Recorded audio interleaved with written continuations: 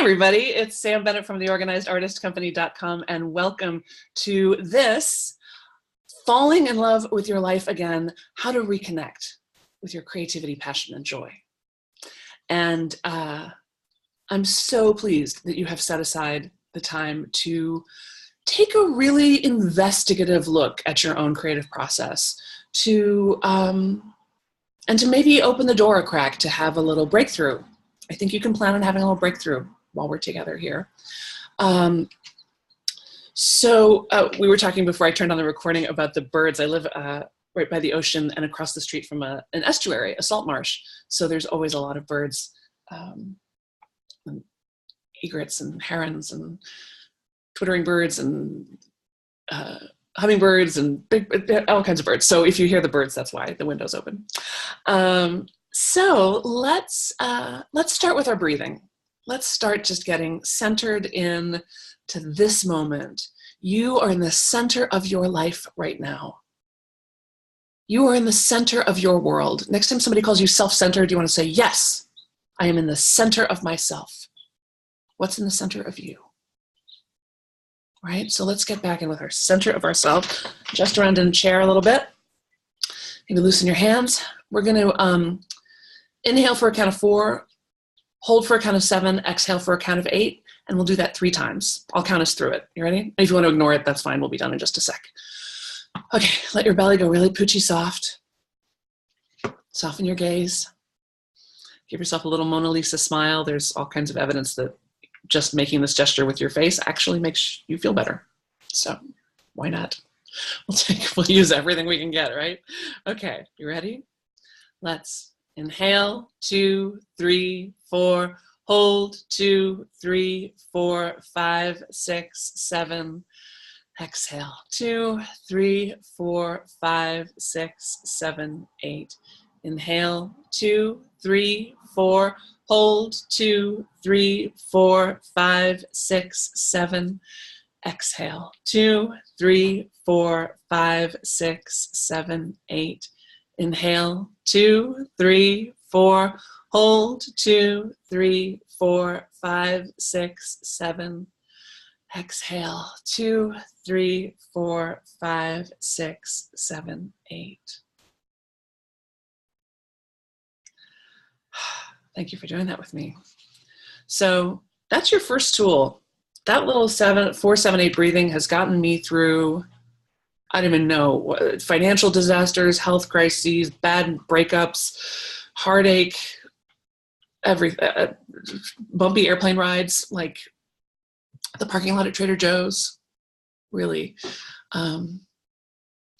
it causes a state change, right? It makes you feel different, and when you feel differently, you act differently. And that's really kind of what we're talking about today, is how to feel differently and act differently. So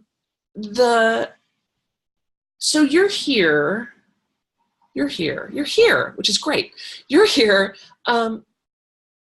because you may have noticed that inertia is the strongest force on earth.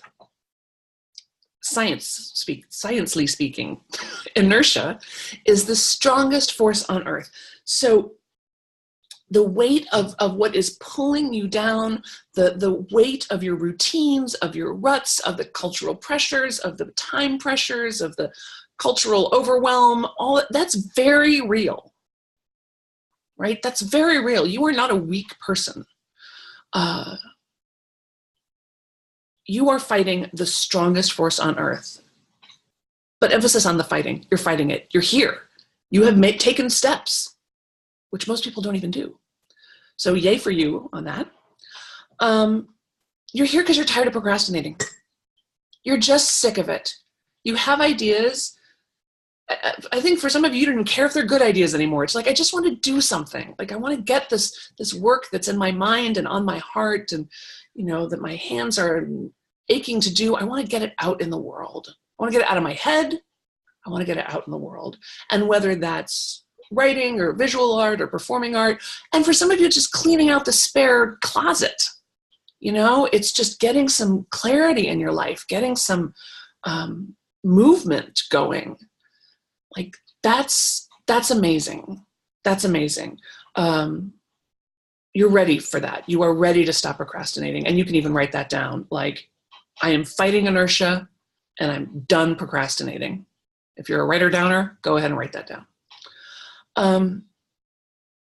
You also are probably here because you are sick of the endless self-criticism. That voice in your head that says, you know, you can't do it. Who do you think you are?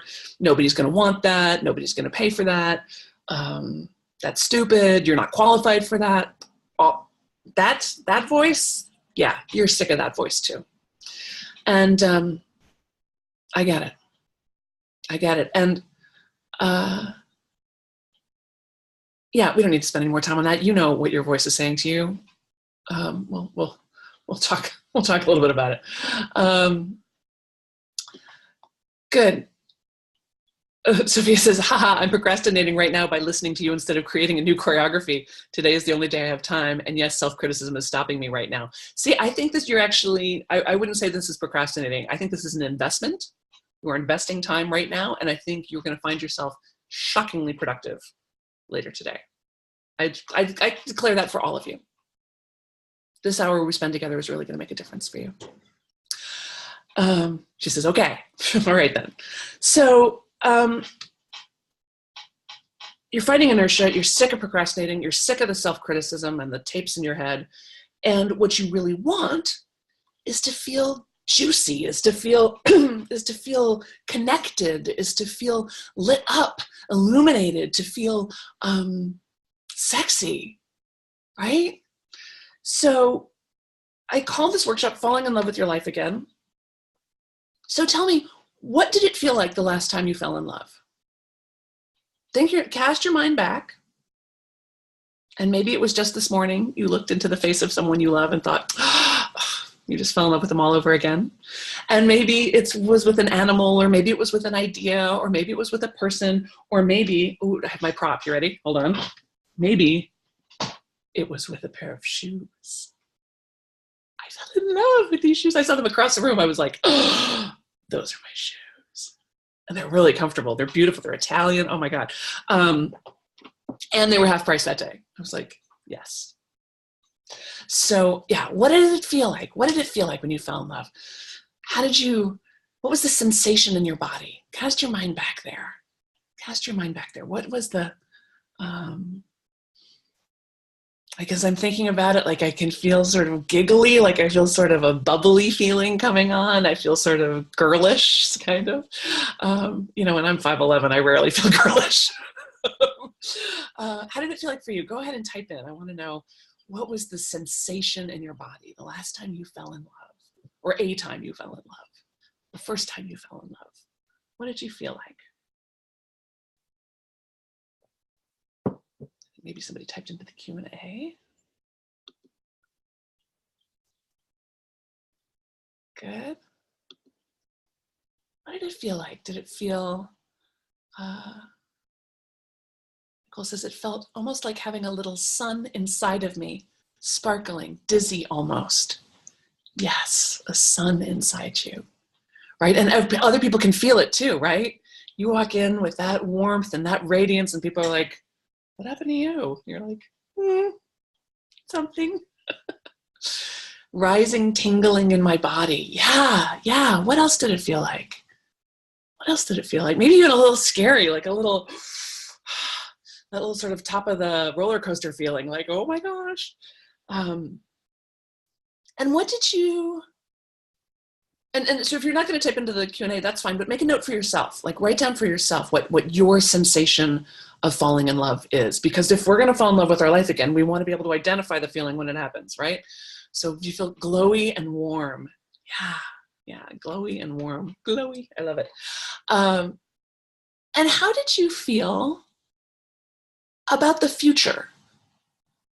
Right, so there you are, you're just falling in love, you're just having that rosy, glowing, giggly, bubbly, glowy and warm feeling. And if somebody said, you know, yeah, how do you feel about the future? How do you feel about what's going to happen next? What would you have said? What would you have said?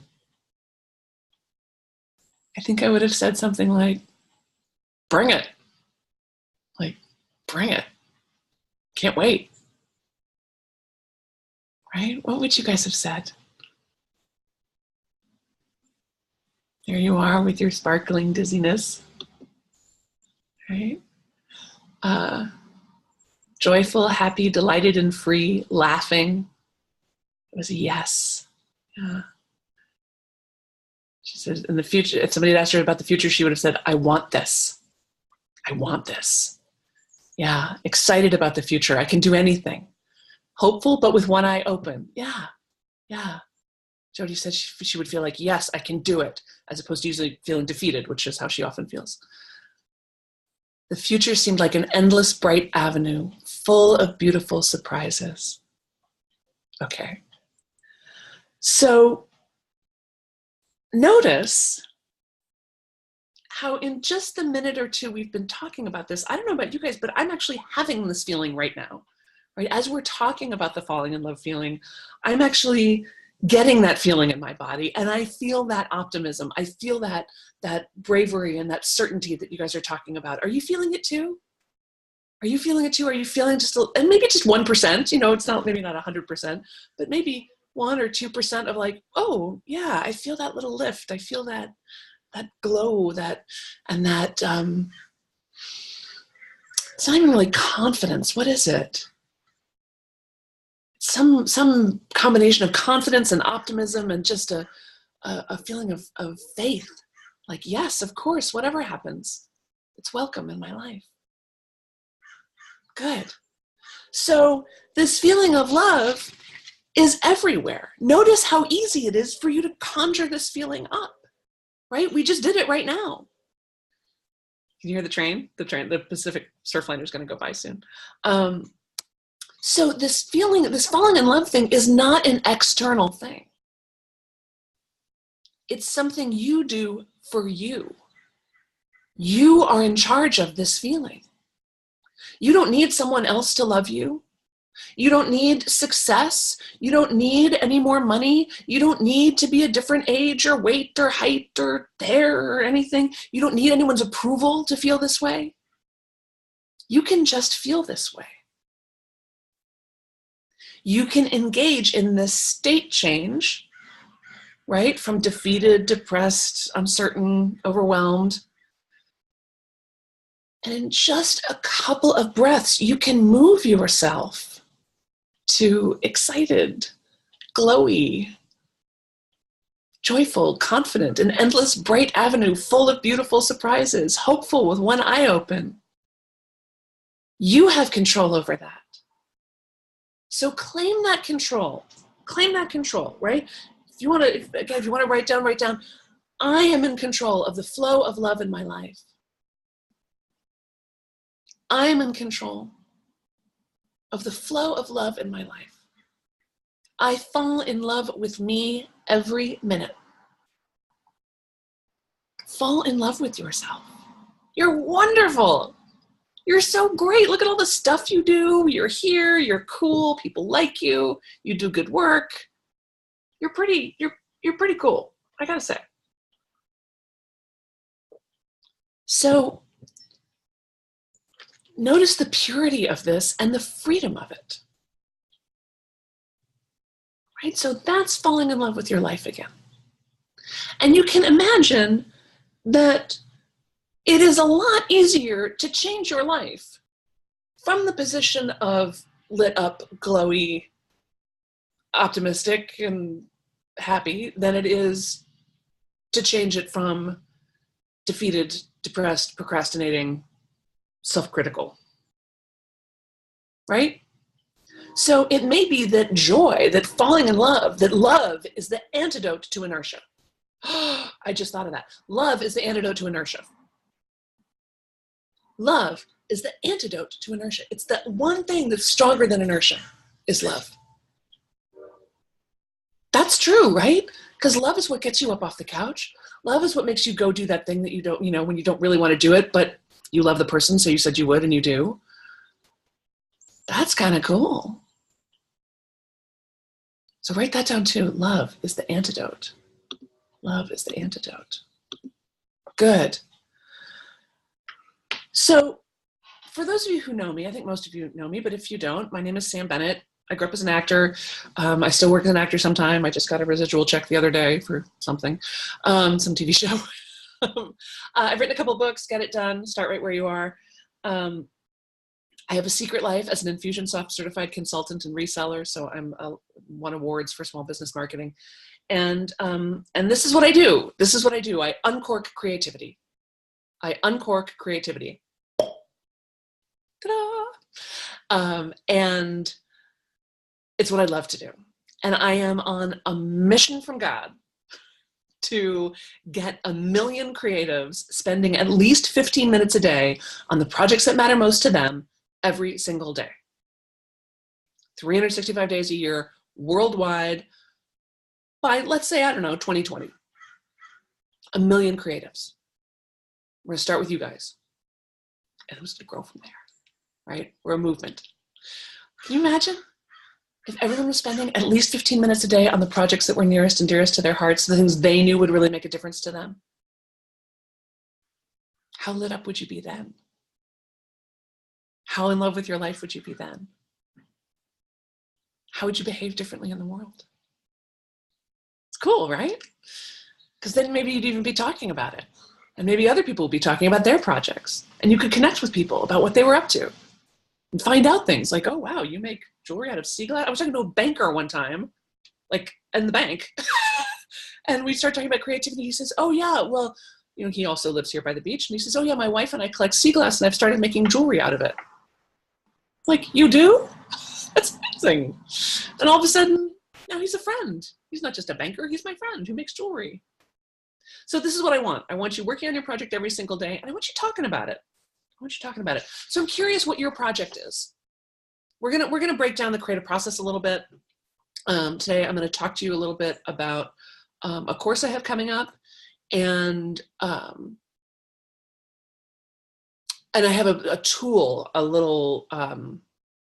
tool that I'm going to give you that's surefire. So tell me what your project is, though. If you were spending 15 minutes a day on something, or if you were an hour a day or a whole day, what might your project be? I know some of you are like, I don't even know what my project would be. That's fine. Maybe your project is figuring out your project. Carol says, I love that you're on a mission from God. Love the foundation. Thank you.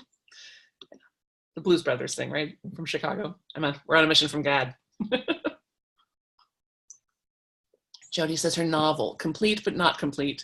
And painting, painting, painting, color, color, color. Blues Sister, right? Exactly. We should remake the Blues Brothers as the Blues Sisters. That's a great idea. Put it on the list. What else? What else are your projects? There's a bunch of you on here. I want to know what you're working on. I know Sophia said that she had some choreography, some dance work to do. What else? What is your type in the chat? What's your project? What's the idea that's been pulling on your sleeve? The thing that you'd love to spend a little bit of time on. Maybe it doesn't matter to anybody else. And it doesn't have to be anything that you would sell or even show to anybody, but you would like to do it. You would like to do it. What's your project? I have a new book I'm working on.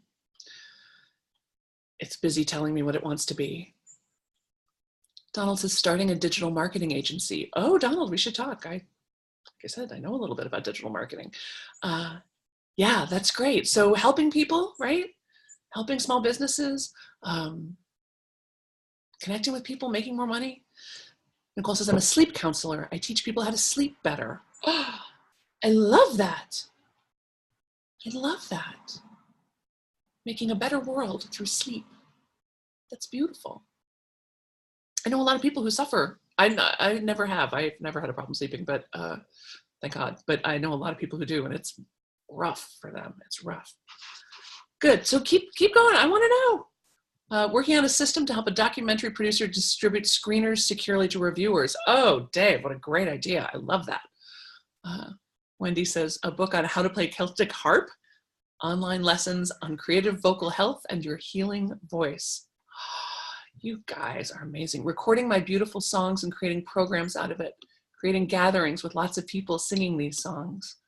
So cool. Okay, so notice how cool everybody else's project sounds, right? It sounds cool, right? You're like, oh, I would like to see that. I'd be interested in that. Let's see, Karen says, I lost track of all my projects. It's kind of awful, just forgot them. But if I were to remember, they were inspiring nonfiction TV shows, a book about the sanctity of life and of all life forms, and plus I just enjoy using my writing, marketing, and acting talents. Yeah, good, good. Mary says, to video the 4-part poem called The Battle Cry of the Ancient Future, women's wisdom from the matriarchal times brought into the present to take back our own minds. It's her poem. Wow. Wow. Yes. Finishing my book, specifically for women in management roles, empowering professionals, women around the planet, and changing the way all people view leadership and management. You people are up to some big stuff. This is fantastic. All right, now I want to know what's keeping you stuck. What's the thing? What's the block? What is it that keeps you from getting from here to there? What happens? What's the pattern? What's the thought? What is it? What's your problem? Tell me, tell the doctor, what is your problem? So you think you're not good enough, fear, procrastination, it's too big. Time, says Ellen. Time management, good. Yeah, negative self-talk. And go ahead and let's fear of what? What does the negative self-talk sound like? You guys are tremendously forthcoming, and it's super helpful. Your honesty liberates others. So I really appreciate how forthcoming you guys are being. Fear of being mediocre or bad. Yes, good. That's a totally normal fear. Good. What else? What else is keeping you stuck? What else gets in your way? Like, I would do it, except what? It feels like I stop myself when things start flowing and then end up feeling like I'm not inspired or have creative flow. Yeah. Yes. What else? What else stops you? Or maybe it's something outside. Maybe it's I don't have the money to do it, or I don't think my spouse would approve. I don't think my family would support me. All right, what's your block? Flous interruptus, says Jody. Yes, exactly. Flous interruptus. Fear of judgment also. Yeah, that's a real deal. Too many options, can't choose where to begin. Donald says, idea and startup activities are no problem. Following through and staying focused, not so much. Oh, good. We're going to talk about that in a little bit. Good. Okay. So here's what I want you to notice. Because I work with thousands of creatives at all levels, from people who are like, I want to be more creative, but I don't even know where to start, to people who are like Emmy Award winners, Academy Award winners, award-winning writers, like real deal famous people. And first of all, everyone has this exact problem, these same problems that you do. And I want you to notice something important. First of all, how cool everybody else's project sounds, right? Don't you want that? Wouldn't you, like, if you couldn't you go around and go like, yes, I want to see the video of that poem. Yes, I want to see that distribution system. Yes, I want to see that marketing agency. Yes, I want to see that choreography. I want to see those books. I want to see those paintings. I want to see that color. I crave that color.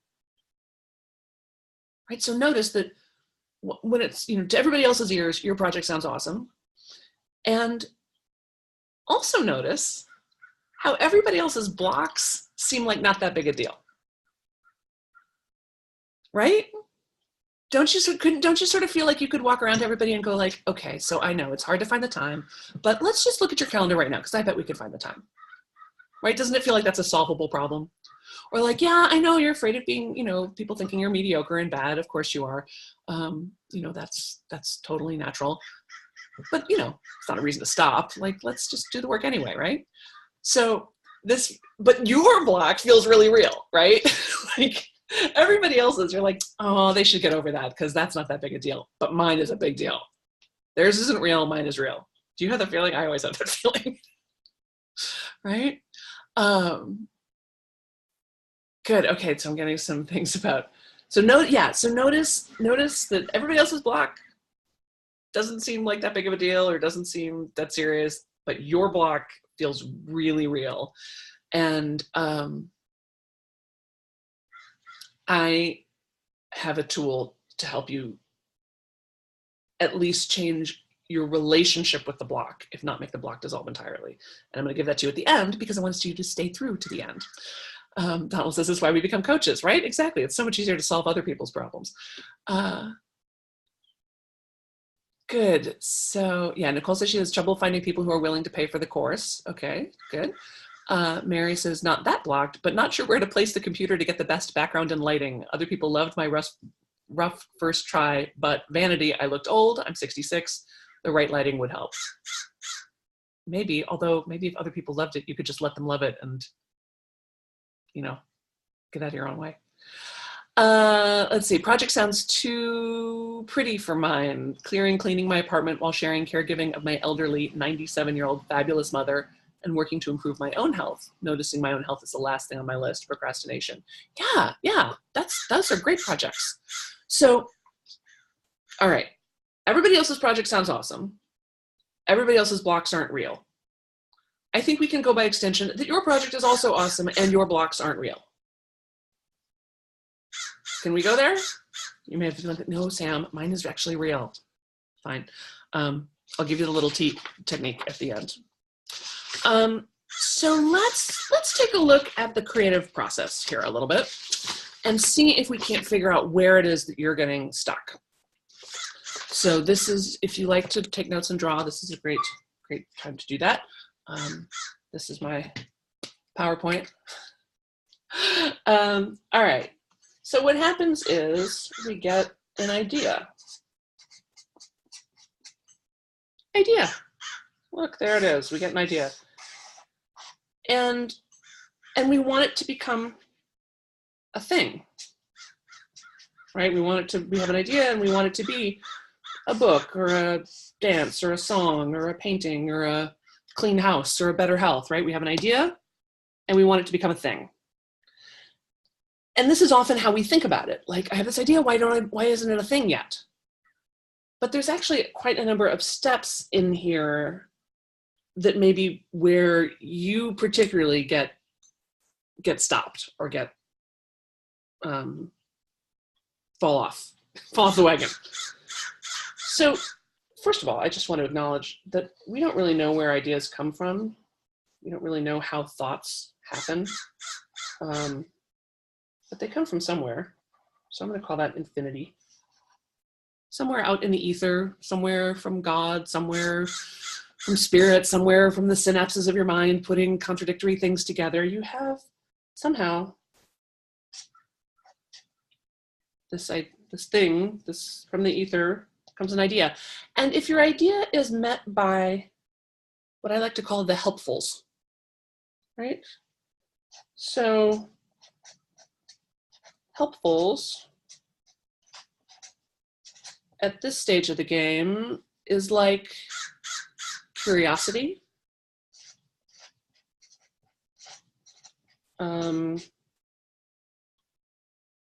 love, right? Like, oh, I'm interested in that. Like, oh, I love that idea. That's a cool idea, right? If the idea comes to you and it's met by some helpfulness, it might move on. If, however, it is met by unhelpfulness, and you've identified some of your unhelpfulness, right? So self-criticism, dismissal, confusion, overwhelm, thinking you can't do it.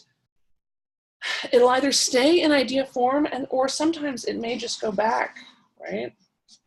It may just go back into space. Or it may just rattle around your head forever and ever. So some of you may be stopping yourself right there. The idea comes, but you don't treat the idea well enough for it to move forward. So it either stays as an idea or it goes back into nothingness. But if it's met with some helpfuls, then you got the next bit, which is what I call the sparkly breadcrumb stage. Sparkly bread crumbs. And the sparkly breadcrumb stage is what happens when, you have a little idea, you're sort of mulling it over, and then you decide to Google it, or you decide to talk to somebody about it, or you get a second little idea that's sort of complementary, and you're like, oh, well, maybe I should this, or maybe I should talk to that person, or maybe I could make a call about this, right? So you guys read that? It's a sparkly breadcrumbs. And this is a really important stage, this initial, these couple of initial actions, because it's important to notice what happens in this. Your brain is so good at finding what it's looking for. That's what your brain does best. So again, if you have the idea, it's met with some helpfuls, you get to the sparkly bread, you start to take an initial action, sparkly breadcrumb, initial action, and sometimes, and then it's a lot of knees and elbows. Like it just doesn't work, or it's weird, or it's not what you thought it would be, or it's like 50 times more expensive than you thought it was going to be. Like that's often a sign that like, oh yeah, this isn't the right time. So it's not the right time. It doesn't mean it's not never going to be the right time, but it's just not the right time. It's a helicopter. Big bird. Other times, and I know you've had this experience, you get to the sparkly breadcrumb stage, you take a few tiny steps, and it's like the universe comes rushing at you, like with everything you want on a silver platter. Like, oh, by the way, here you go, right? And I hear this all the time from people, like, oh my gosh, I had this idea, and I greeted it with some helpfuls, with some love, and the next thing I knew, I was at a dinner party, and the person sitting across from me is a independent filmmaker, and we're and blah blah blah blah blah blah. Like, right, of course. So if it's met, so if your idea is met again with some helpfuls, it might move forward. Or if it's not, and it'll either go back to just being an idea, or again, it may go all the way back to nothingness. I'll do the rest of this process, and then I'll tell you 2 stories about how these can show up. You get the idea, you go to sparkly breadcrumbs, and then like you're digging it, right? So then we get into the actual making of the thing, and I call this part momentum. And this is the part that I think most people think of when they think of the creative process. Like this is when you're actually doing it, right? You're actually writing the script. You're actually going to the studio and painting. You're actually knocking on doors. You're actually doing it. And this is the part that I think people who aren't engaged in the creative process as often as we are, like it's the part they get confused. They like that they think is interesting. It's like, how did you memorize all those lines? It's like, oh, please, the memorizing of the lines was not the difficult part, right? How did you type all those words? It's like, yeah, that's not really the hard part. That's the momentum part, right? When you're working and you just, you keep working, and if you work long enough, eventually it becomes a thing. But some of you don't ever let it get to momentum. Some of you get halfway into momentum and then you're like, I'm bored. This is boring. Or you get distracted. Like, oh, sparkly thing. Sparkly breadcrumb. Oh, another idea. I have a better idea, right? Some of you get, right up to where it's about to be a thing, and then you stop, right? So notice for yourself, where do you stop? Do you stop yourself right here at the idea stage? Do you stop yourself, like maybe you take a little initial action, but then you stop? Do you stop in the early stages of momentum, like, oh, it's complicated and hard, I don't want to do it anymore? Or it's boring in the middle, like it's a giant slog, we like to call the groan zone, right? Or do you stop, and maybe sometimes you let it be a thing and then you put it in a drawer. Like it's a thing, but you never let it out of the house. You never let anybody else see it. You never let it change the world or change somebody else's mind or heart. So I'll tell you 2 stories. So, and again, the momentum stage, it can go back to just being an idea, or it can go back to the ether, right? And sometimes, we get stopped somewhere in here and then somebody else makes the thing. And you're like, I had that idea. I was here, but I didn't go all the way to here. And now somebody else has. that happens. So I'll tell you two stories from my life. One is about my person, my husband-ish, because we're married-ish. His name is Luke. He's getting a PhD in music theory because he already has a master's in composition and a master's in musicology. So what else are you going to do, right? So one time recently I was ordering from Amazon and I noticed they had musical notepad. So I ordered him one or two, these little spiral notepads with blank music staves. And he was like, oh, thanks, honey. You're welcome, darling. That's how romantic we are. I buy him office supplies. But they were sitting on the coffee table and he came out the next morning and was like, oh, I've got a little tune in my head. I think I'll write it down. Because I'd gotten him this blank notepad. So he writes out the music and then and he gives it a little title and takes a picture of it and puts it up on Facebook. And everybody's like, oh, this is the greatest tune. And his other musician friends are like, I'm playing this. This is really good. It reminds me of this or sounds like that. So, and the next morning he wakes up and he goes, oh, I've got a little tune in my head. I think I'm gonna write it down. Here's the thing. Luke has woken up with a little tune in his head every day of his life, as long as he can remember. His uncle once described him as walking down a street like a coat hanging from a hanger, because he has a little, like bouncing along like a coat on a hanger, because he has a little tune in his head all the time, but he hardly ever wrote them down. And what he thought, right? So he'd have the idea, but then it was not met by the helpfuls. It was met by the thought, well, if I don't remember it the next day, it probably wasn't very good. So it would go away. It would go back into the ether. Now, because I bought him this stupid little notebook, he's been writing them down every day. And he says, and this just makes me weep with joy, he said, creating just a little, what he calls a musical object, creating a little musical object every day makes him feel like a musician again. Creating a little musical object every day makes him feel like a musician again. That's falling in love with your life again, right? So all he needed was the office supplies. All he needed was the tool and maybe the inner permission to go and do it. Sometimes he puts them on Facebook and sometimes he doesn't. And he says now that he writes them down, he remembers them, right? So he thought that not remembering was a symptom of them not being good, when in fact it was just a symptom of him not writing them down. So maybe this is you. Maybe you're just missing the tool or the impetus or the daily structure to have you doing the activity that lights you up, that brings you joy, that moves you forward on your project, on the world you want to live in. The other story is about me. Hello. I have lots of ideas. I'm very good about the sparkly breadcrumb stage. I'm very good about investigation and research and taking initial action. I'm very good at momentum. Like, it's not a problem for me. I don't procrastinate, really. It's not a problem for me to get things done. Hence the book, Get It Done. Like, I did, in fact, write the book on getting it done. So I work and I work and I work, and then right, I go 1 to 99, and then right before it hits 100, something happens. And this happened a lot in my acting career. I had a pretty good acting career. Like, it went well enough that you didn't want to give up on it, but not so well as to actually be able to support a person. But I loved it. And I always had an agent. I was always a SAG member.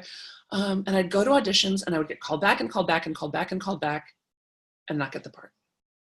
Go to an audition, get called back, not get the job. Call back, no job. Call back, no job.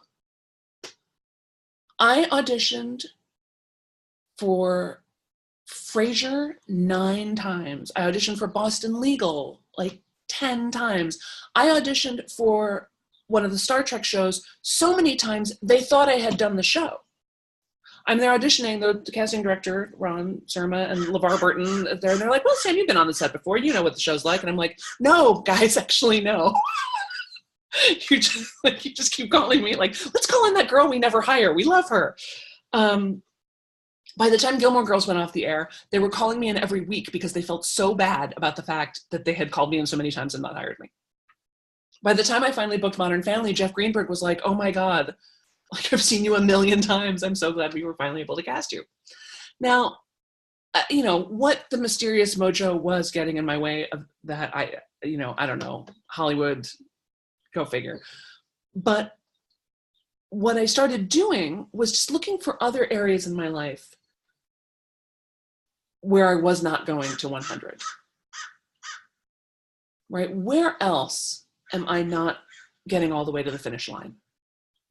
So, like and I still do this now, because it happens to me now sometimes with projects too. Like, I'll get it all the way to 1 to 99, and then I don't quite push the button on go, right?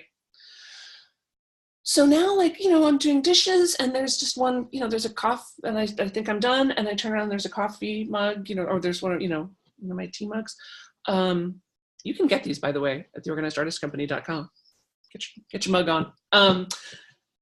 And so, like, all the dishes will be done except one mug. And normally I would just leave that mug in the sink and be like, I'll get it next time. But now I'm like, no, let's see it all the way through. Let's do all the dishes, right? I'm at CrossFit. We sometimes warm up with a run, or you have to do a little run. So we do a run. I run back and get to the door of the box of the gym, and like slow down and walk up the stairs. Like, okay, that's the end of the run. Like, no, run all the way in. Run all the way in. Keep the energy going all the way through. So it was a super good inquiry for me to like notice, where is my energy getting, where am I blocking my own energy to prevent something from becoming a thing, right? So this is my little breakdown of the creative process. Carol says I get distracted by the shoulds. Yep, that totally happens. And I've created this course to help you move through this process and successfully create whatever the thing is, whether it's a clean house or a healthy body or a painting or a book or a, you know, the first time I taught this class online, I had somebody create a summit, a telesummit that made them like $5,000 and totally changed their life. I had somebody raise money for a peace labyrinth. I had a Welsh performance artist living in Buenos Aires. I had a woman who works with farm animals in New Zealand. When it worked for the farm animal lady in New Zealand, I was like, okay, this pretty much works for everybody. So I'm curious. I've never done this before. This is a little weird and risky of me. I'm curious, if you were to design a course that was going to help you move through this process, what would you want in it? What would it look like if you were like, oh, you know, the course I would sign up for is if it had, you know, what? I'll tell you, I'll give you a clue. I'll give you a thing on should too. Actually, I have a little strategy for that I'll tell you about. But I want you guys to tell me this first. So tell me, what would your, let me write it down so I remember, should. What would your course look like? If there was something, I'm not trying to trick you, believe me, I don't care if you sign up for my class or not. But what would it involve? Like, what do you think would really support you? What do you think would support you? Like, if it was, how to get from the momentum thing to stage and thrive. Oh, from momentum to thing stage and thrive. Good. Yeah, so it's some how-to, right? So some structured support and some guidance, like a plan, like a map. Yeah. So here's what's interesting about Get It Done is you do, in fact, get a project plan. You get a map, but it's not my project plan. I give you the framework of how to think about it, and you design it for yourself. Because here's what I know about working with creative people is if I gave you my 10-step plan on how you should get from momentum to thing, you would turn it over and start doodling on the back of it. Am I right? So what I do is open you up so that you devise your own system, your own creative process, the way that really works for you, so you can lean into your own natural creative rhythms. You can do it your way, right? When you remember that, like, oh, that's right, I love to work at 3 in the morning with loud rock and roll music. That's what really works for me. Great, then do that. Oh, I love to work in the morning when it's quiet. Oh, I love to work, the only time I have is during my lunch hour. I had a friend who wrote plays during her lunch hour, which was of course her lunch 20 minutes, because that was the time she had. Since teacher said it would be the encouragement to believe I can. Yep, good. So this is good. Get it done. Actually, you get a daily email called 365 Reasons to Create. And it's like a little daily, kiss on the cheek, slap upside the head. It's a little encouragement.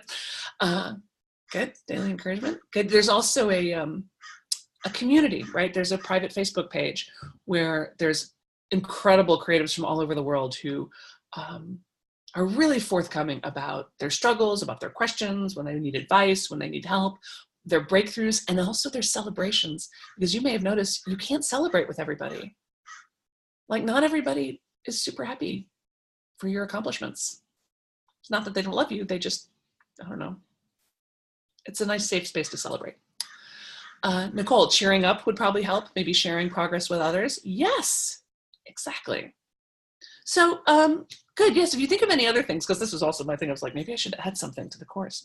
But so it's called feedback, right? One-on-one, absolutely.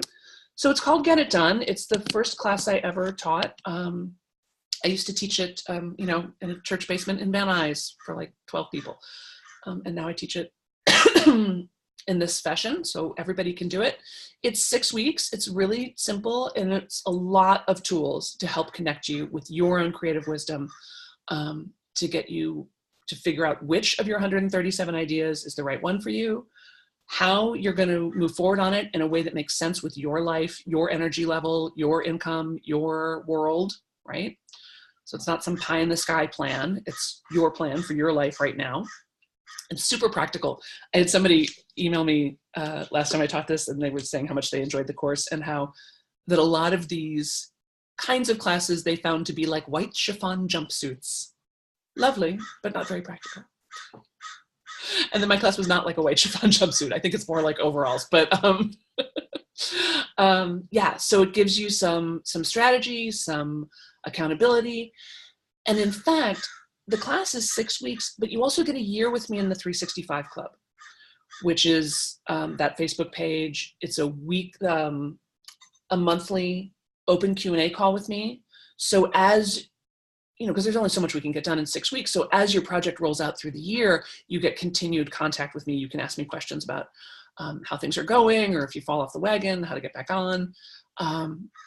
So we sort of stay in touch throughout the year. What else? You get some bonuses. There's some books and stuff.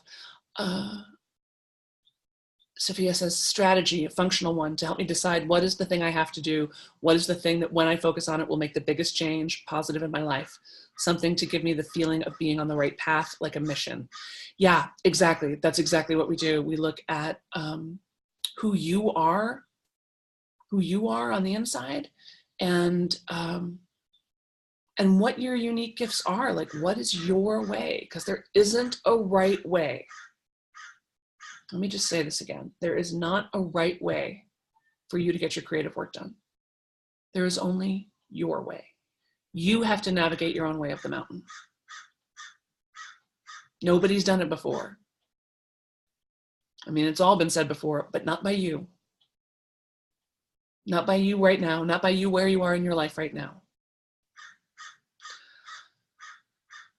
So it's called Get It Done. You can go to monstergetitdone.com, because for some reason when I was buying the URL, I was thinking about how part of the process is like getting the monsters out from under the bed, like looking in the eye and going, hello, monster, I see you, putting you to work, right? And we do some monster work. We do some of the inner game work.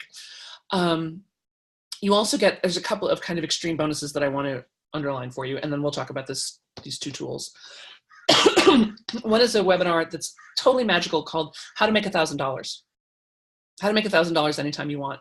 And it's so fun. It's like an hour and a half, and it walks you in sort of the side door, spins you around 3 times, sprinkles you with fairy dust, and then you have a business plan, your business plan, to actually make $1,000 in the next 2 weeks or so, from where you are right now, using your exact talents and skills right this second. it's amazing and it totally works. I've had people bring in, I just got an email from somebody who was like, I did what you said and I brought in $5,000. Like, because I want the course to pay for itself right away. And it's not a very expensive class. It's $365 or $1 a day for your project. $365. There's a 3-pay, and I think, depending on when you are watching this recording, certainly if you're watching it live, there's even a 10-pay. A 10-pay.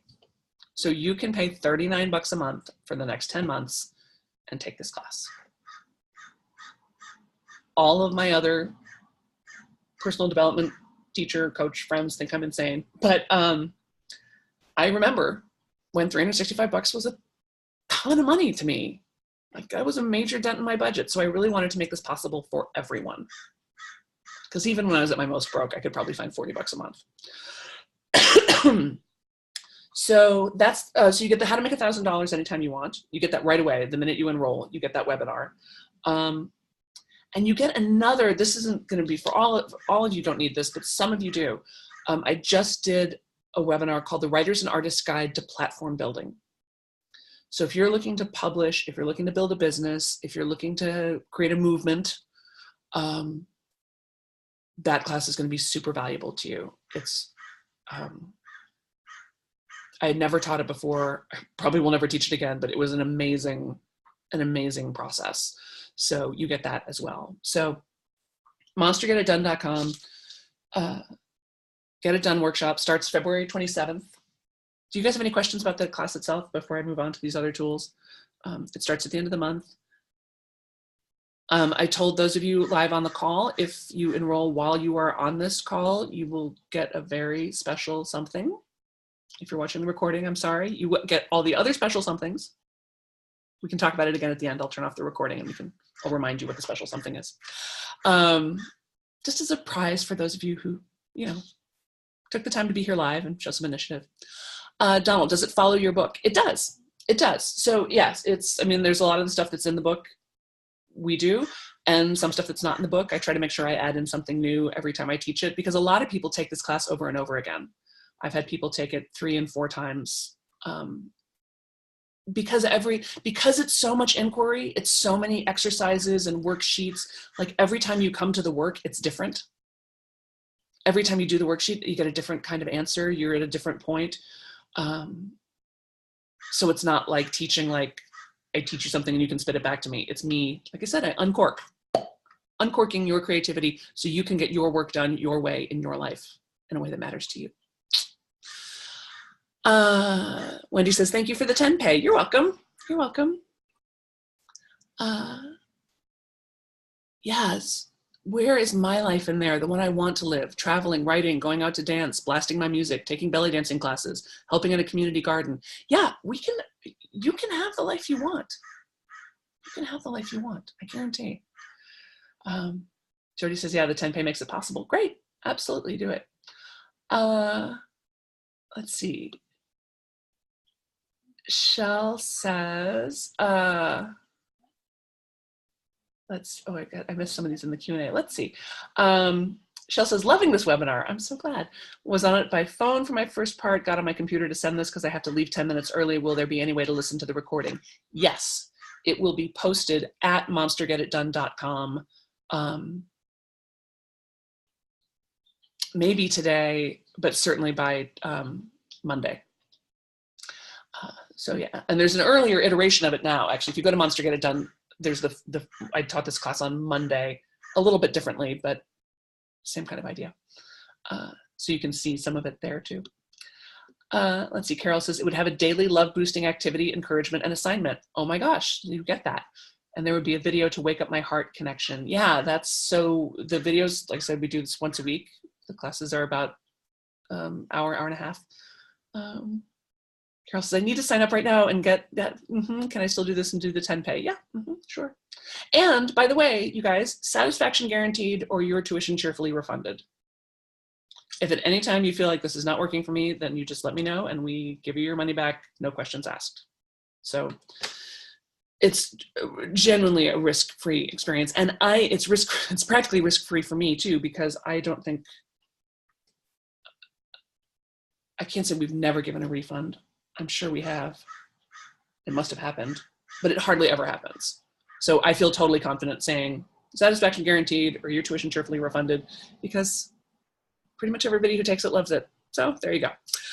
Carol says, okay, Sam, you're stuck with me now. I just signed up. Yay, good job. Good job. Good. Okay, so yeah, it works. Do you guys have any other questions about the class? Go to monstergetitdone.com, sign up.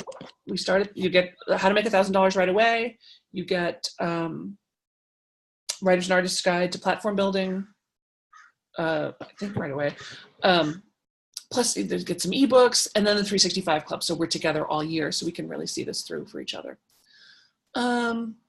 Jody says, can't get the link. Ray, payment info to work brings up a blank page. That seems problematic. Let me check that right now. Hold, please. Technical difficulties. Let me just see what we've got here. Monster Get It Done. Register here. Yeah, it takes me to an order form. Here's the link to the order form. Okay. You might want to try one of the other buttons. There's a bunch of registration buttons. So yay, I'm excited you guys are signing up. I can't wait to see what we get done and move you from here to here, right? Get you from here to here. And the other nice thing is once you learn this process, once you learn, get a hold of some of these tools, you can use them for everything. You can use them for everything. And I got to tell you, this is how I went from being broke and crying on a couch in North Hollywood and my not so great acting career to living by the beach with the birds, publishing books, and spending all day, every day doing work that I love with people that I love. So, if it's speaking to you, do it. If it's not talking to you, don't do it. What else do I want to say about this? We start February 27th. It's not boring. Satisfaction guaranteed. Oh, yeah, okay. So some of you, I just have to say this out loud because I know there's at least a few of you who are having this feeling. Some of you are listening to me and you're thinking, oh, yeah, Sam, that sounds really great. I'm sure the class is terrific. But I've signed up for like 1 million classes already, and I'm pretty sure I can do this myself. I think I can do it. I know what I need to do. I just need to make myself do it. Hear me now. The phrase, I know what I need to do, I just need to make myself do it, is where I call bullshit. It's bullshit. It's a trick inside of your mind. You don't know what to do, or you would be doing it by now. You don't know what you have an idea of how a person could do it, but you don't want to do it that way, which is why you haven't done it that way. Right? I also suffer from deep self-sufficiency disease. I always think I can do everything all by myself. And it's wrong. It has held me back in ways I can't even tell you. And when my life started to take off was when I started getting help, when I started really listening to my teachers and doing what they told me. Let's see. Galaxy says, love this. My first ever webinar. 10 pay is a blessing. Hope signups is self-explanatory. First time again. Yeah, you can do it. It's pretty self-explanatory, I think. If you have any difficulties, just email us and we'll get you hooked up. So yeah, the issue is not willpower. The issue is not laziness. The issue is you haven't given yourself permission or discerned, like you haven't busted out your crystal ball to figure out what your way is. You haven't found the love strategy that's going to get you to where you want to go. So I just wanted to give you a little tough love if you're having that, like, I think I can do it myself. No, you can't. If you could, you would have done it by now. If you could have, you would have done it by now. Look at all the other things you've done. You're great at doing things. This couple of things, you need some help with. Okay. And if you don't want to get the help from me, whatever, get it from somewhere. Okay, good. So here's the, I told you, okay. So it's the top of the hour. I realize some of you are going to have to jump, but I want to give you these 2 strategies. One is this should thing. So I was in therapy many years ago. And oh, Dylan says, I'll miss the first webinar. How soon are the replays up? That usually that day or by the next day, and you have lifetime access to them. So you can go back and visit them anytime you want. Okay, so should. I was in therapy many years ago, and I was talking to my therapist about an offer I had had to do a show. And I was sort of talking through, I'm a verbal processor, right? I don't always know I've thought something until I've said it out loud. So that's why therapy was good for me. So I'm talking through it and I'm like, well, it's not normally the kind of show I would be interested in, but they did ask me. It's not like I don't have to audition or anything. They just invited me to join the project, and that's kind of flattering. And, you know, I'm kind of busy, but I could probably find the time,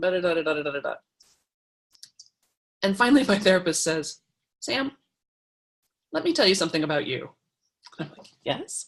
He says, when you want to do something, it's done. When you don't want to do something, you equivocate. Man, did he earn his $20 copay that day. I'm amazed. I was amazed. I was like, that's so true. When I want to do something, it's happening. Right? I get from idea to momentum, like boom. When I don't want to do something, I turn on the shoulds. Well, I could, maybe I should, I probably, blah, blah, blah, blah, blah, blah, blah. So in my house, should means no.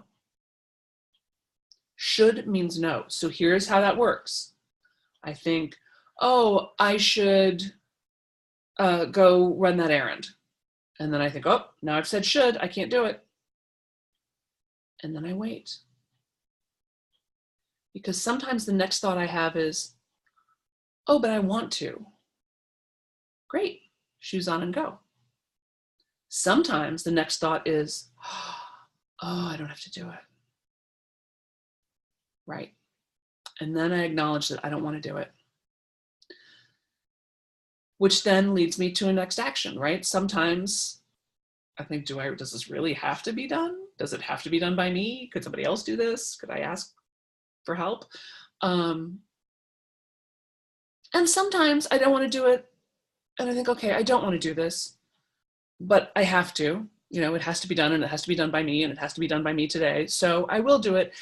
But to acknowledge the fact that I don't want to, like, I'm going to give myself a special treat, you know, as a prize for doing this thing I don't want to do. Because only positive reinforcement works. So, like, I'm going to do it, and then I get to go for a beach walk. I'm going to do it, and then I get to lay in bed and read for 20 minutes, or whatever. So that's my should strategy. Should means no. Tell yourself the minute you say I should, then you say, nope, I can't do it. No, I'm not going to do it because I've said should. And then wait and see what the next thought is. See what the next thought is. Because what you notice is that the things you want to do, you do. And the things you don't want to do, you pretty much don't do, and you just spend a lot of time beating yourself up about it. So let's get a little clearer about what you're not doing and the fact that you just don't want to. You're not into it. You're not feeling it. Okay, so here's the strategy for dissolving those blocks, right? Does anybody have any questions about the should thing or about the class? Let me just check in. Carol says, I noticed these are daytime calls. What happens if we can't always be there live? I'm probably about half the people who sign up are there live and about half watch the recordings later. And I have never noticed a difference in the productivity or the effect of people who are there live versus not. I was worried about that too when I first started, but it turns out it's fine if you watch the replays. And you can send in a question if you can't be there live. Yeah, absolutely. That's partly what the Facebook group is for too, is you can ask, I'm in there pretty much every day. You can ask me questions. My team is in there. The other people in the group are in there, like, or you can just email us. Absolutely. Yeah. Yay. Jody says, yes, it is. Just did it. The sign up is self-explanatory. Yay. Oh, good. I'm so glad. I'm so excited that you guys are coming. Yay. Okay. So let's talk about these blocks. Because sometimes, like I said, sometimes your blocks are bullshit. Sometimes it's just self-imposed, restrictions. But there is also the other thing of, like, projects do have their own time, right? they have their own time. And I'm sure you've noticed this, where you like don't move on anything for the longest time, and then all of a sudden today's the day, right? Like all of a sudden I want to do this. Like all of a sudden today I want to clean out the closet. Like great, today's the day. Surf the energy. Let's do it. So Nicole says, I'm in 365 Club already and I love it. So Monster Get It Done is a different program. Yeah, it's a 6-week course and you'll get an additional year in 365 Club, which by the way, we're raising the price on 365 Club. So you're going to get a great bargain. Good. Okay. So projects have their own time. Some projects have their own time. So while you are in this stage of wanting to do something and yet mysteriously not taking action on it, especially if it feels, like I said, mysterious, like that, like I don't know why I'm not doing this. Like there's just no energy there. Or I don't know, it just isn't happening. You don't want to beat yourself up about this. And here's the little strategy I developed. When I moved here to Carpinteria, when I lived in LA, I used to swim every day. I worked out all the time. I moved to Carpinteria and I kind of stopped. Like I would go for a beach walk every day, but that was about it. And I was really hard on myself about it. I was like, I can't believe I'm not working out. I can't believe I'm not working out. When am I going to start working out again? What is wrong with me that I'm not working out? Like yelling all the time. And finally, but I wasn't doing it. So finally I was like, okay, let's just change the mindset here. Instead of yelling at myself about not working out, I'm just going to put myself into a state of cheerful anticipation. So every time I had the thought, like, I can't believe you're not working out, I would think, I can't wait to work out again. I can't wait to work out again. I wonder what will happen that will inspire me to work out. I wonder what invitation is coming that will make me excited about working out again. I can't wait. I'm so excited. I'm so curious to see what will happen. So this is my invitation to you. If you've got things that you're not moving forward on, you're not sure why, rather than beat yourself up, just get into that. Again, we're looking to fall in love, right? So let's treat this lovingly. Let's treat this lovingly and think, gosh, I wonder what's going to happen to inspire me to write my book. I wonder what's going to happen to get me out of this rut. I can't wait. I can't wait to see. I'm sure the universe has something fabulous planned. Maybe it's this class. Maybe the Get It Done workshop. Does that feel right? I don't know. What's going to happen? I can't wait to see. Right? Good strategy, right? Instantaneous. And it works every time. Every time. Good. So join the Get It Done workshop. It's my flagship course. It's sort of the foundation of everything. And it's super fun. It's super fun. I love getting to know you guys better. I love getting to know your projects better. I love watching how you adapt the information to your own personal circumstances. So everything we do relates directly to you and your life and your project. I love how it blends like the practical tools and also the inner work, the spiritual work. So it's sort of the inner and outer game of creative productivity. I'm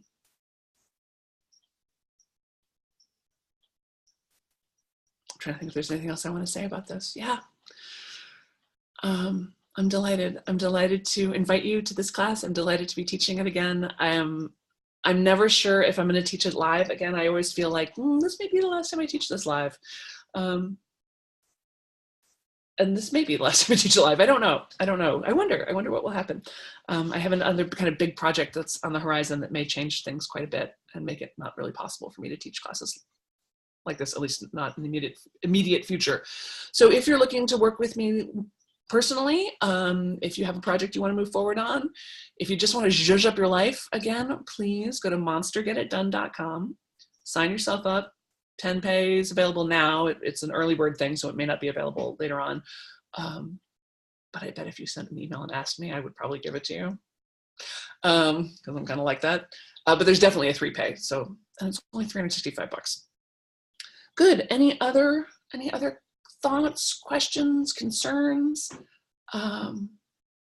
The block that will dissolve that will lift our spirits. Are we meant to get moving then to? I don't, like I said, this thing that, so for me, the way it worked was like, and I was like, oh, I wonder what will happen to get me excited about exercising again. And that lasted, that was probably 2 or 3 months of me going like, every time I had the thought, like, I can't believe I'm not working out. I wonder what will happen. I'm so curious. I love waiting and seeing what's going to happen that's going to make me want to work out again. And then, sure enough, like I said, I think it took about 2 or 3 months. And then there was a little ad in my little town paper that the CrossFit place was having a $99 intro special. And I was like, oh, I feel it. Yes, I think I want to go. Like, I got $99. So I signed up, and it turns out I love it. The people are fantastic. I love it. It's really hard. It's really incredibly hard. And I love it. So I'm not saying that changing your mindset is going to like automatically throw you into productivity. Because like I said, sometimes things have their own time. It's just not the right, you're waiting for the right partner, or you're waiting for the right technology, or you're waiting for the spiritual evolution of yourself to get to a place where you can deliver. So when you're in that place, like, again, to treat that place lovingly and with some respect and some passion and some joy, and see, because it will happen. I mean, again, those ideas you have, those project ideas, that's your divine invitation from God. Like, how do you know you're supposed to do it? Because you have the thought. You would not have the thought if you couldn't do it. But it may be like an unfolding thing, right?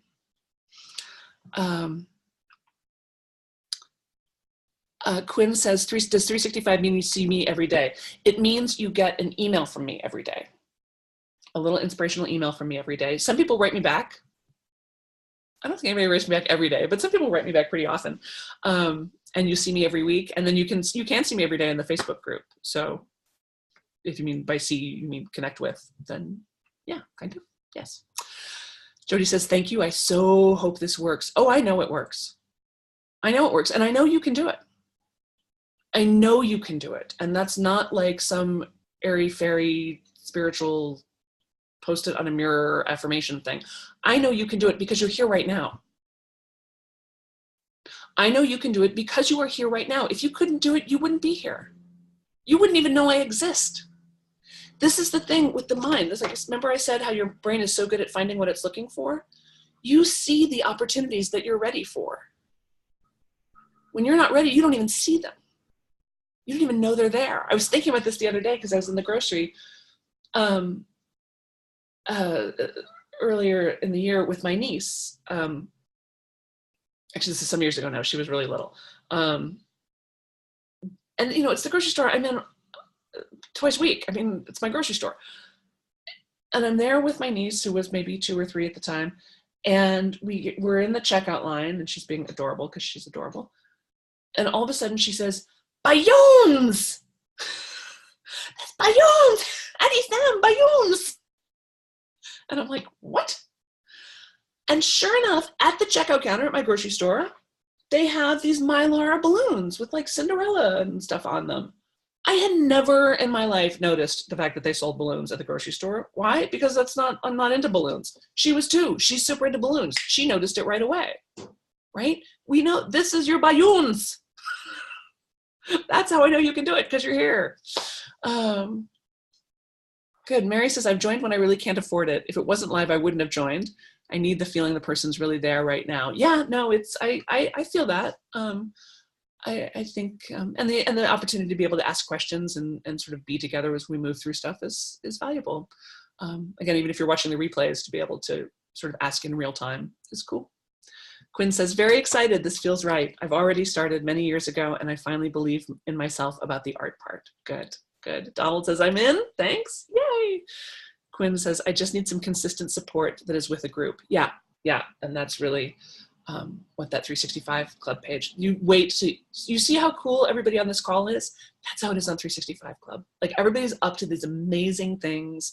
They're really honest and loving and forthcoming.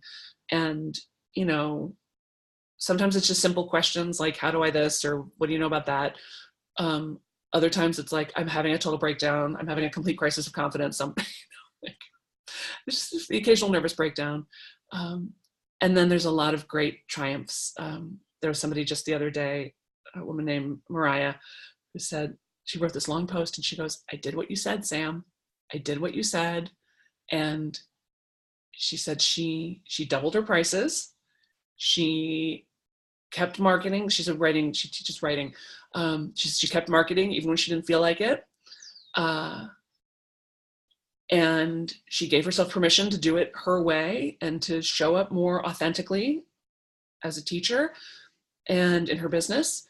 And she said she made more money than she had ever made teaching these workshops. So I love it when people do what I tell them to and it works. That makes me very happy.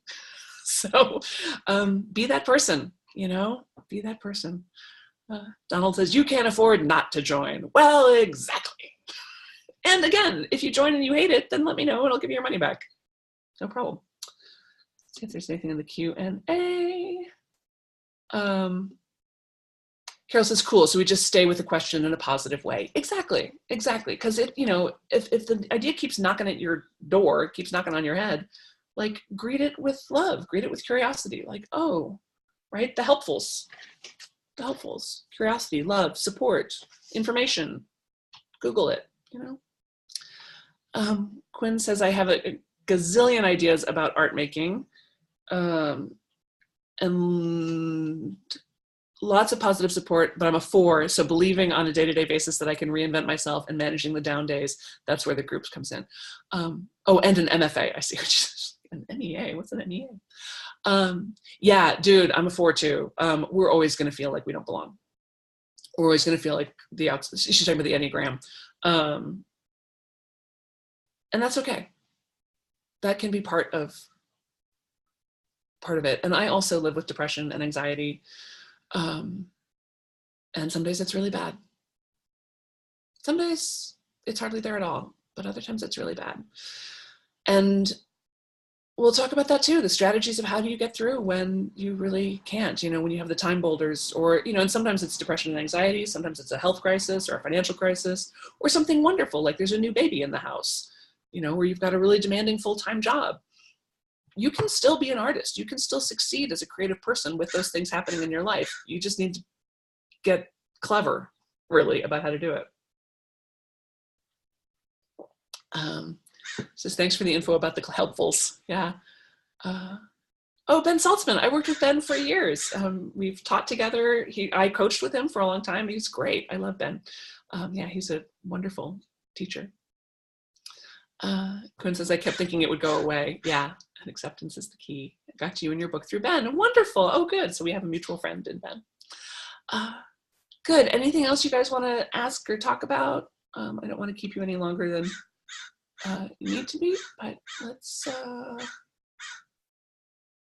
see. And I'll turn off the recording and remind you all that are here live about your special bonus if you've signed up today. Like I'm whispering, like they're not gonna hear me. Okay. Good. Anything else?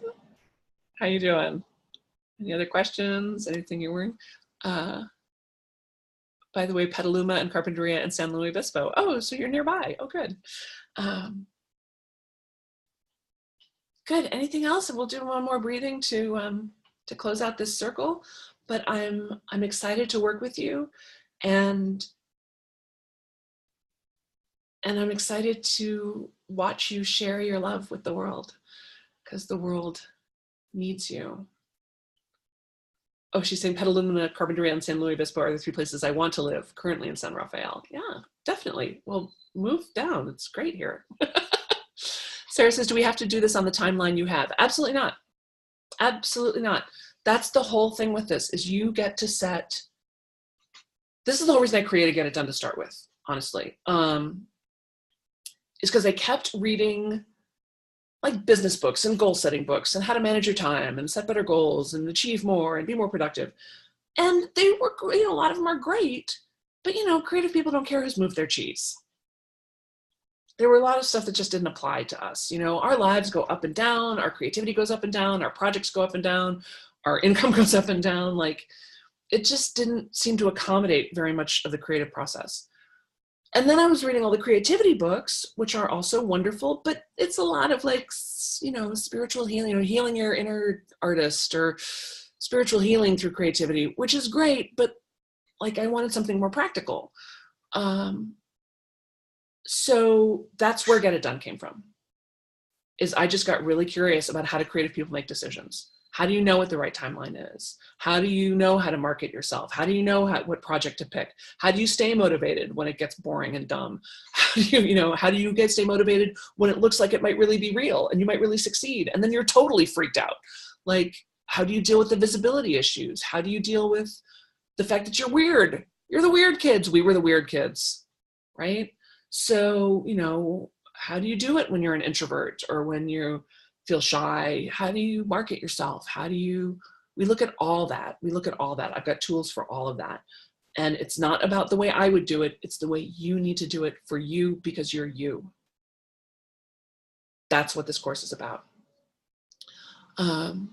So yeah, it's not about me prescribing, you have to do this and this thing. I do really lean on the 15-minute a day thing. I just have seen that work miracles. So I strongly encourage that, but I'm not your mom. This isn't school. You can't screw it up. You can't do it wrong. You can't do your life wrong. Do you know that? You cannot do your life wrong. You can't do your life wrong. You're doing your life perfectly. It's unfolding perfectly. I know it's not everything you've ever wanted it to be, but it's unfolding in exactly the right way. How do we know? Because it's the only one there is. It's the only one there is. You got this, you guys. You're doing great. You're beautiful. And you're fine. You're fine. You're smart, you're productive, you're inventive. You have all the tools you need. You can do this. You can absolutely do this. Mary says, I'm in Topanga near LA. Yes, you're also very close.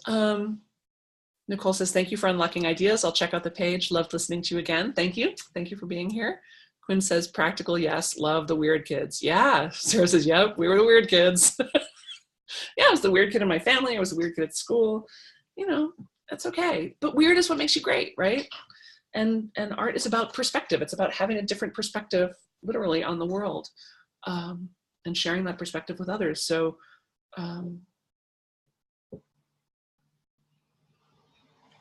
it's a beautiful thing. It's a beautiful thing to be the weird kid. Weird kids rule. Quinn says, today, clean out the office and clean the studio. Good. Take frequent breaks, drink lots of water. Take frequent breaks, lots of water. And if you have anything you're giving to the thrift store, make somebody else take it. Because otherwise you'll drive around with it in your trunk for 6 weeks, and that's not good. That's my advice about cleaning out the studio. Wendy says, so now I'm thinking I should create a class on overcoming depression and anxiety. Wendy, you have ideas for classes like every 11 seconds. This is what I know about Wendy. She has ideas for classes every 11 seconds. Quinn says, I think having this start 3 weeks out is also useful. It gives us time to mentally shift and gear up. Right, exactly. And like I said, you get that How to Make $1,000 webinar right away. So if you're having, if for some of you, I know the finance thing isn't an issue. You don't need to make money at what you do, or it's not a concern right now. But for some of you, it's a very real concern.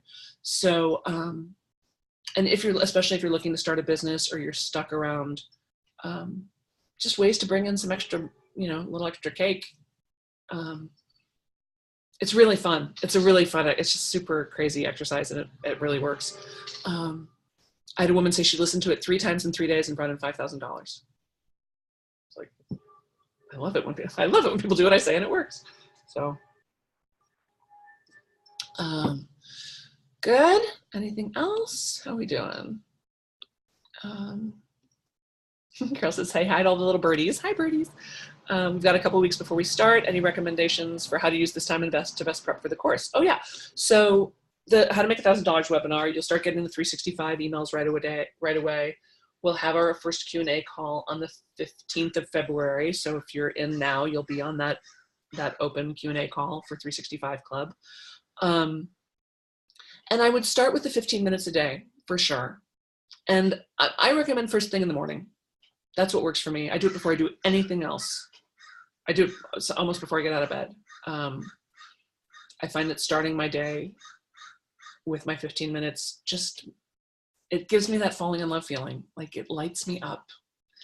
And I know you're busy, but you're not busier than me, I guarantee. You are not busier than me. And I can find 15 minutes. Half an hour, maybe not, but 15 minutes you can find. And you can do whatever you want in that 15 minutes. You can doodle, you can daydream, you can write, you can stretch, you can pray, you can dance, you can do a different thing every day. You might want to make a list of potential 15-minute tasks, so you can just pick one and do it.